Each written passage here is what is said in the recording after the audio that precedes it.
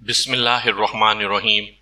سامعین کرام، آپ سن رہے ہیں اردو کہانی کج بخت، جس کے مصنف ہیں مرزا امجد بیگ ایڈوکیٹ، اور یہ اس سلسلے کی آخری اور قسط نمبر 5 ہے۔ مجھے امید ہے آپ کو میری یہ کاوش پسند آئی ہوگی۔ آپ نے اگر ابھی تک میرا چینل کہانی گھر سبسکرائب نہیں کیا تو ابھی میرے چینل کو سبسکرائب کر کے بیل نوٹیفیکیشن آن کر لیجئے تاکہ آنے والی ہر نئی کہانی کی اطلاع بر وقت آپ تک پہنچ سکے۔ آپ کی اطلاع کے لیے میں عرض کرتا چلوں کہ اس کہانی کی تمام اقساط بالترتیب سننے کے لیے ڈسکرپشن میں لنک موجود ہے۔ کیا تمہارے مالک ظہیر صاحب اور ان کی فیملی بھی اس روز خصوصاً رات 10 سے 12 بجے کے دوران اپنے فلیٹ پر موجود تھے؟ نہیں، وہ گڑبڑا گیا۔ وہ سب لوگ اس دن گھر میں نہیں تھے۔ وہ کہاں گئے ہوئے تھے؟ وہ حیدرآباد گئے تھے، گواہ نے بتایا۔ وہاں ان کے کسی قریبی رشتہ دار کی شادی تھی۔ وہ مذکورہ روز کتنے بجے گھر سے نکلے تھے؟ میں نے تیکھے لہجے میں دریافت کیا۔ اور ان کی واپسی کب تک ہوئی تھی؟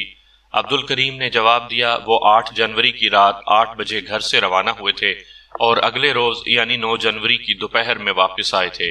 مجھے اپنی توقع کے مطابق جواب مل گیا تھا۔ یہ بات میں پہلے ہی معلوم کر چکا تھا۔ اسی قسم کی اور بھی بہت سی باتیں میں نے اپنے طور پر جان لی تھیں۔ میں جب بھی کوئی کیس اپنے ہاتھ میں لیتا ہوں تو اس کے تمام کرداروں کے بارے میں اچھی طرح چھان بین اور معلومات حاصل کر لیتا ہوں، اور اس طرح عدالتی کارروائی کے دوران میں گواہوں اور وکیل مخالف سے کھیلنے میں بہت مزہ آتا ہے۔ ظہیر خان بھی اس کہانی کا ایک کردار تھا، چاہے ایکسٹرا ہی صحیح۔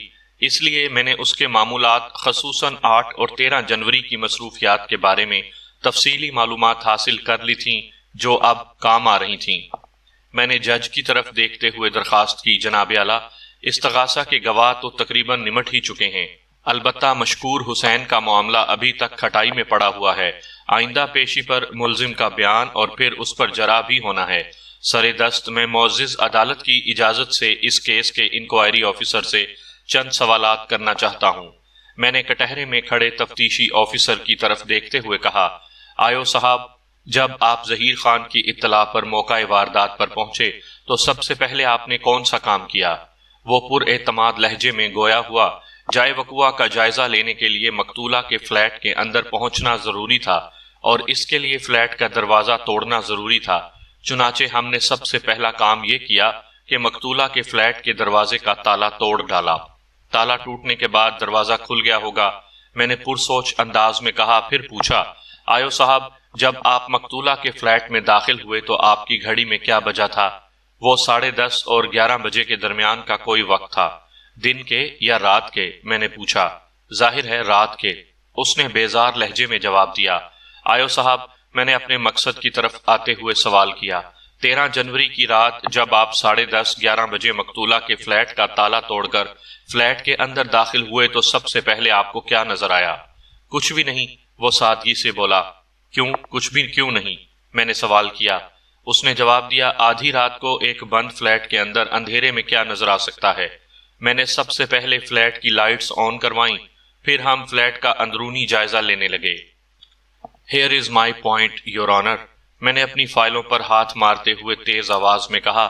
اس کے ساتھ ہی عدالت کا وقت ختم ہو گیا۔ جناب اعلیٰ، میں نے دلائل کا آغاز کرتے ہوئے ٹھوس لہجے میں کہا، اس روز عدالت کا کمرہ پوری طرح بھرا ہوا تھا۔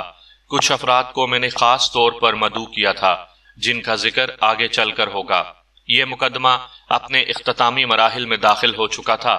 آج میں بھری عدالت میں دودھ کا دودھ اور پانی کا پانی کر دینا چاہتا تھا۔ میں نے بدستور پر اعتماد انداز میں بولنا شروع کر دیا۔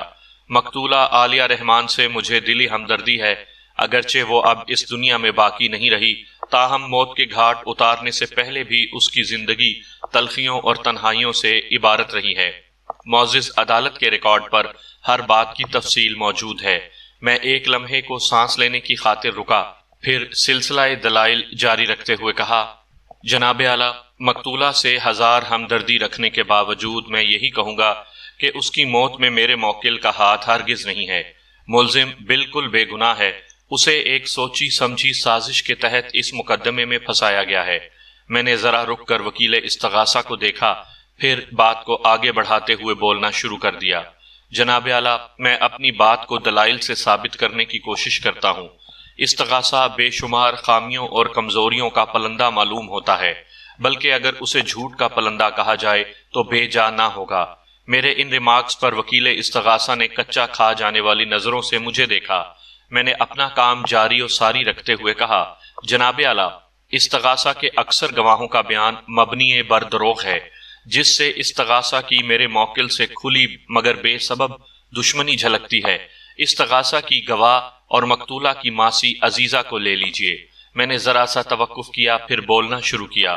گواہ عزیزہ صرف اس بنا پر میرے موکل کو انتہائی خطرناک گردانتی ہے کہ اس نے خاصی صحت مند مونچھیں پال رکھی ہیں اور اکثر و بیشتر اس کی آنکھیں بھی سرخ رہتی ہیں۔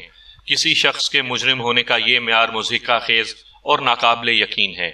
اگر یہ استغاثہ کا آئیڈیا ہے تو پھر یہی کہا جا سکتا ہے، ماشاءاللہ، سبحان اللہ، اللہ کرے زور قلم اور زیادہ دے۔ میں نے کوشش کی تھی کہ نہایت طنزیہ بات کو بھی سیدھے سادے انداز میں بیان کروں، مگر الفاظ کی کاٹ اور تاثیر سے انکار ممکن نہیں تھا۔ میں نے کہا، جناب اعلیٰ، عزیزہ کی گواہی میں اور بھی بہت سے جھول ہیں جو استغاثہ کے بوگس ہونے پر دلالت کرتے ہیں۔ یہ تمام باتیں گواہ پر جرح کے دوران میں عدالت کے ریکارڈ پر محفوظ ہو چکی ہیں۔ مثلاً یہی ایک بات بہت اہمیت کی حامل ہے کہ مقتولہ سخت اصول اور قواعد اور ٹائم ٹیبل کی قائل تھی۔ گواہ کو اپنی ڈیوٹی کے دورانیے کے سوا فلیٹ میں آنے جانے کی اجازت نہیں تھی، مگر عزیزہ وہاں آنے جانے والے تمام افراد کے سکیجول سے پوری طرح باخبر تھی۔ اس سے یہی ظاہر ہوتا ہے کہ اسے یہ سبق بڑی محنت سے یاد کروا دیا گیا تھا، جس کا صحرا استغاثہ کے سر ہی بنتا ہے۔ میں نے حاضرین عدالت پر ایک طائرانہ نگاہ ڈالی اور دلائل کے سلسلے کو آگے بڑھاتے ہوئے کہا، جناب اعلیٰ، استغاثہ کے گواہ غفور احمد نے جتنی قلع بازیاں کھائی ہیں ان کی تفصیل میں جائے بغیر میں کہوں گا کہ اس کی گواہی قدم قدم پر دروغ گوئی کی ایک نئی داستان سناتی نظر آتی ہے۔ اس نے میرے موکل پر الزام لگایا کہ شمشاد نے سازش کر کے اسے 4 اسٹار ہوٹل کی نوکری سے نکلوا دیا، جبکہ معزز عدالت کے روبرو مذکورہ ہوٹل کا مالک جمیل فریدی اس بات کی تصدیق کر چکا ہے کہ گواہ غفور احمد کو اس کی بد چلنی اور بد کرداری کے باعث نوکری سے برخاست کیا گیا تھا۔ اسی ذیل میں ہوٹل کے چوکیدار سعید خان کا بھی ذکر ہوا اور سعید خان کو گواہی کے لیے عدالت میں پیش بھی کیا جا چکا ہے، جس نے بازبان خود اقرار کیا ہے کہ 4 اسٹار ہوٹل سے ان کی نوکری چھوٹنے کی وجہ ان کے کردار کی کمزوری تھی۔ اس نے پیشہ ور عورتوں سے تعلقات کو باقاعدہ تسلیم کیا ہے۔ اس روشنی میں گواہ غفور احمد جیسے بد کردار شخص کی گواہی کو کہاں تک قابل بھروسہ سمجھا جانا چاہیے؟ یہ کوئی ڈھکی چھپی بات نہیں۔ جناب اعلیٰ، گواہ غفور احمد کی دروغ گوئی ایک اور زاویے سے بھی کھل کر سامنے آ چکی ہے۔ جائے وقوع پر غیر حاضری یا غیر موجودگی کے سلسلے میں اس نے وضاحت کی تھی کہ اس وقت وہ اپنے ایک دوست مشکور حسین کے ساتھ بمبینو سینما میں کوئی رومانٹک اردو فلم دیکھ رہا تھا، لیکن یہ حقیقت روز روشن کی مانند عیاں ہو چکی ہے کہ مورخہ 8 جنوری بروز جمعرات اس شہر کے بمبینو سینما میں ایک انگریزی فلم دکھائی جا رہی تھی جو گزشتہ کئی ہفتوں سے وہاں نمائش پذیر تھی۔ علاوہ ازیں استغاثہ کے گواہ غفور احمد نے اپنے جس بہرے دوست مشکور حسین کا تذکرہ کیا تھا اسے ابھی تک عدالت میں پیش نہیں کیا گیا۔ میں نے حقارت آمیز نظر سے وکیل استغاثہ کو دیکھا، پھر جج کی جانب مڑتے ہوئے کہا، جناب اعلیٰ، استغاثہ کبھی بھی اس کردار کو عدالت کے روبرو نہیں لائے گا، کیونکہ مشکور حسین نامی شخص ایک فرضی کردار ہے جس کی نقاب کشائی بھلا کیسے ممکن ہو سکتی ہے۔ میں نے جوش جذبات میں کچھ تیر کچھ تکے بھی اپنے بیان میں شامل کر لیے تھے، لیکن مجھے یقین تھا کہ میری کسی بھی بات کو چیلنج نہیں کیا جائے گا، اور ایسا ہی ہوا تھا۔ استغاثہ کی تو لگتا تھا جیسے میاں مر گئی ہو۔ میں نے اپنے دلائل کا سلسلہ جاری رکھتے ہوئے کہا، جناب اعلیٰ، اس کے بعد استغاثہ کے سب سے اہم گواہ عبد الکریم کی باری آتی ہے۔ موصوف نے بھی اپنے ہم اسروں اور بھائی بندوں کی طرح بیان میں وافر مقدار میں دروغ کی شمولیت کو ضروری خیال کیا ہے۔ گواہ نے نظریہ ضرورت کے تحت ازاں بعد اپنے بیان میں اچھا خاصا اضافہ کیا ہے۔ اس کا ابتدائی بیان اگر میرے موکل کی حمایت میں نہیں تو اس کی مخالفت میں بھی نہیں جاتا تھا، تاہم بیان میں کیا جانے والا اضافہ سراسر ملزم دشمنی کی کہانی سناتا ہے۔ جناب اعلیٰ، کہتے ہیں چالاک سے چالاک مجرم بھی کوئی نہ کوئی ایسی غلطی ضرور کرتا ہے جس سے وہ قانون کی گرفت میں آ سکتا ہے۔ کسی شخص کو بے گناہ یا مجرم قرار دینا تو معزز عدالت کا کام ہے، تاہم میں یہ ضرور کہوں گا کہ استغاثہ کے گواہ عبدالکریم نے میرے موکل کو پھانسی کے پھندے تک پہنچانے کے سلسلے میں جو بھی کوشش کی ہے وہ خود اسی کے لیے مصیبت کا باعث بننے والی ہے۔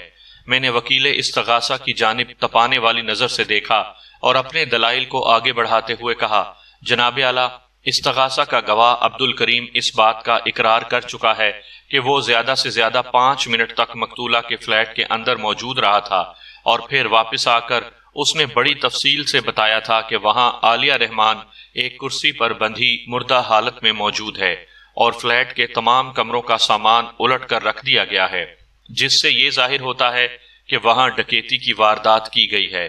جناب اعلیٰ، صرف 5 منٹ میں اس سے زیادہ کام بھی کیا جا سکتا ہے۔ میری مراد ایسے کام سے ہے جس کا تعلق مشاہدے سے ہو، لیکن ایک کم عقل سے کم عقل انسان بھی یہ بات جانتا ہے کہ مشاہدے کے انسان کا دیکھنا نہایت ضروری ہے۔ اور میں نے ڈرامائی انداز میں جملہ ادھورا چھوڑ کر وکیل استغاثہ کو دیکھا اور بات آگے بڑھاتے ہوئے اضافہ کیا، اور جناب اعلیٰ، میڈیکل سائنس اس بات کی گواہی دیتی ہے کہ انسانی آنکھ کو دیکھنے کے لیے روشنی کی ضرورت ہوتی ہے۔ اس تناظر میں یہ کیسے ممکن ہے کہ بند فلیٹ میں رات کے 10-11 بجے گھپ اندھیرے کی موجودگی میں صرف 3 سے 5 منٹ میں گواہ عبدالکریم نے وہ سب کچھ دیکھ لیا جس کی تفصیل اس نے واپس جا کر ظہیر خان اور نفیس احمد کو سنائی؟ کیا گواہ اندھیرے میں دیکھنے کی صلاحیت رکھتا ہے یا مقتولہ کے فلیٹ میں اترنے سے پہلے اس نے اینٹی ڈارکنس لینس لگائے ہوئے تھے؟ عدالت کے کمرے میں سناٹے کا راج تھا۔ میرے سنسنی خیز انکشاف نے حاضرین عدالت کے ساتھ ساتھ وکیل استغاثہ کو بھی ورطۂ حیرت میں ڈال دیا تھا۔ میں نے اس گمبھیر خاموشی کو اپنی برق صفت آواز سے مجروح کرتے ہوئے جج سے کہا، جناب اعلیٰ، اس بات کی تصدیق اس کیس کے انکوائری آفیسر صاحب کر چکے ہیں کہ جب وہ تالا توڑ کر مقتولہ کے فلیٹ میں داخل ہوئے تو انہیں وہاں کچھ بھی نظر نہیں آیا تھا، چنانچہ فلیٹ کا اندرونی جائزہ لینے کے لیے انہوں نے تمام لائٹس روشن کر دی تھیں۔ علاوہ ازیں گواہ عبدالکریم میری جرح کے جواب میں اقرار کر چکا ہے کہ اس نے مقتولہ کے فلیٹ میں چند منٹی موجودگی کے دوران میں کسی قسم کا کوئی تکنیکی یا دستی کام نہیں کیا تھا، اس نے صرف اپنی آنکھوں کا استعمال کیا تھا۔ اس کے بعد میرا لہجہ طنز کا رنگ اختیار کرتا چلا گیا۔ میں نے کہا، جناب اعلیٰ، میری تجویز تو یہ ہے کہ کسی ماہر آئی سرجن کو بلوا کر گواہ عبدالکریم کی آنکھوں کا معائنہ ضرور کروانا چاہیے، ذرا معلوم ہو یہ اللہ کا بندہ کس طرح گھپ اندھیرے میں بسرائے کرتب بازی کا مظاہرہ کر لیتا ہے، اور صرف 3 منٹ میں گھٹا ٹوپ اندھیرے کی موجودگی میں پورے فلیٹ کا تفصیلی احوال اس پر منکشف ہو جاتا ہے۔ جج نے سوالیہ نظر سے وکیل استغاثہ کو دیکھتے ہوئے پوچھا، وکیل صاحب، آپ اس نئی صورتحال کے بارے میں کچھ کہنا چاہیں گے؟ وکیل استغاثہ، میں کر کے رہ گیا، خفت آمیز نظر سے جج کو دیکھنے لگا۔ میں نے اس موقع پر اپنے موکل کے حق میں دلائل کو اختتامی شکل دیتے ہوئے کہا، جناب اعلیٰ، ان حالات و واقعات کی روشنی میں اگر دیانتداری سے غور کیا جائے تو میرا موکل بے گناہ اور مظلوم دکھائی دیتا ہے۔ اسے قربانی کا بکرا بنانے کے لیے اس کا ہوٹل کارڈ کسی ٹرمپ کارڈ کے طور پر استعمال کیا گیا ہے، حالانکہ میرا موکل تو وقوعہ کے روز خصوصاً مقتولہ کی موت کے وقت ایک ایسی جگہ موجود تھا جو جائے وقوعہ سے 15-20 کلومیٹر دور ہوگی، اور مذکورہ مقام پر اس کی موجودگی کے 4 گواہ اس وقت عدالت کے کمرے میں موجود ہیں۔ اس کے بعد میں نے صفائی کے 4 گواہوں کے نام اور پیشے گنوا دیے۔ واقعات کے مطابق 8 جنوری بروز جمعرات کی رات میرا موکل اپنے 4 دوستوں نعیم اختر، طارق محمود، اللہ دتا اور معروف حسین کے ساتھ پوری رات تاش کھیلتا رہا تھا۔ یہ 5 افراد معروف حسین کے کوارٹر میں جمع تھے جو ڈرگ کالونی میں واقع تھا۔ اس تبدیل شدہ صورتحال نے کیس کا پانسا پلٹ دیا تھا۔ میں نے اپنی دانست میں اپنے موکل شمشاد علی کی باعزت رہائی کا شافی و کافی بندوبست کر لیا تھا۔ اس موقع پر وکیل استغاثہ کے پاس کہنے کو تو کچھ نہیں تھا، لہٰذا جج نے فیصلے کی تاریخ دے کر عدالت برخاست کر دی۔ آئندہ پیشی پر جج نے میرے موکل شمشاد علی کو باعزت رہا کرنے کے احکامات صادر کر دیے۔ اس کے ساتھ ہی انکوائری آفیسر کو تاکید کی کہ وہ استغاثہ کے گواہان عبدالکریم اور غفور احمد کو شامل تفتیش کر کے نیا چالان عدالت میں پیش کرے۔ اس کے علاوہ جج نے متعلقہ عدالتی عملے کو بھی خصوصی ہدایات جاری کر دیں۔ جب پولیس والے کسی کنسرن پرسن پر ہاتھ ڈالتے ہیں تو پھر اس کی زبان کھلوانے کے لیے ان کے پاس زنبور، پلاس، پانے اور دیگر اوزاروں کی کوئی کمی نہیں ہوتی۔ پولیس کسٹڈی میں غفور اور عبد الکریم نے اقرار جرم کر لیا۔ تفصیلات کے مطابق غفور احمد نے شمشاد علی سے انتقام لینے کے لیے عبد الکریم سے گٹھ جوڑ کر لیا تھا۔ چونکہ وہ دونوں ایک ہی باورچی برادری سے تعلق رکھتے تھے، اس لیے ان میں معقول انڈرسٹینڈنگ ہو گئی۔ وقوعہ کے روز ظہیر خان اپنی فیملی کے ساتھ حیدرآباد گیا ہوا تھا اور انہیں رات کو واپس بھی نہیں آنا تھا۔ اس موقع سے فائدہ اٹھاتے ہوئے انہوں نے اس رات اپنے منصوبے کو تکمیل تک پہنچانے کا فیصلہ کر لیا۔ غفور احمد عبد الکریم کے پاس آ گیا۔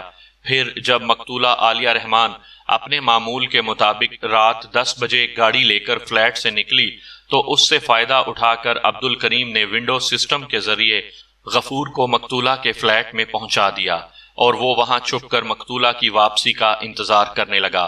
پھر جب عالیہ رحمان نے واپس اپنے فلیٹ میں پہنچ کر دروازے کو لاک کر دیا تو غفور نے اپنی کارروائی کا آغاز کیا۔ گن پوائنٹ پر اس نے مقتولہ سے سب کچھ معلوم کر لیا کہ زیورات، نقدی اور دیگر قیمتی اشیاء کہاں کہاں رکھی ہیں۔ اس کے باوجود بھی اس نے اپنے طور پر بعض جگہوں کی تلاشی لی اور چیزوں کو الٹ پلٹ کر یہ تاثر دینے کی کوشش کی کہ وہاں زبردست ڈکیتی کی واردات ہوئی ہے۔ اس کام سے فارغ ہو کر اس نے پستول کی نال پر مقتولہ کو کرسی پر باندھا اور آخر میں ایک کپڑے کی مدد سے اس کا گلا گھونٹ کر اسے فنا کے گھاٹ اتار دیا۔ وہ واپس ظہیر خان والے فلیٹ پر پہنچا اور لوٹ کے مال کو انہوں نے مناسب شرح سے آپس میں تقسیم کر لیا۔ پھر غفور وہاں سے روانہ ہو گیا۔ مقتولہ کے فلیٹ سے نکلنے سے پہلے کرسی پر بندھی ہوئی عالیہ رحمان کے نزدیک ہی اس نے ملزم کا ہوٹل کارڈ بھی ڈال دیا، جو اس نے ایک جیب کترے کی خدمات حاصل کر کے حاصل کیا تھا تاکہ پولیس سب سے پہلے شمشاد علی کی جانب رخ کرے، اور ایسا ہی ہوا تھا۔ اس طرح چند کج وقتوں کی یہ کہانی اپنے انجام کو پہنچ گئی، جس میں سمجھنے والوں کے لیے عبرت کے ہزاروں اسباق پنہاں تھے۔ کسی نے سچ کہا ہے، یہ دنیا عبرت سرائے دہر ہے۔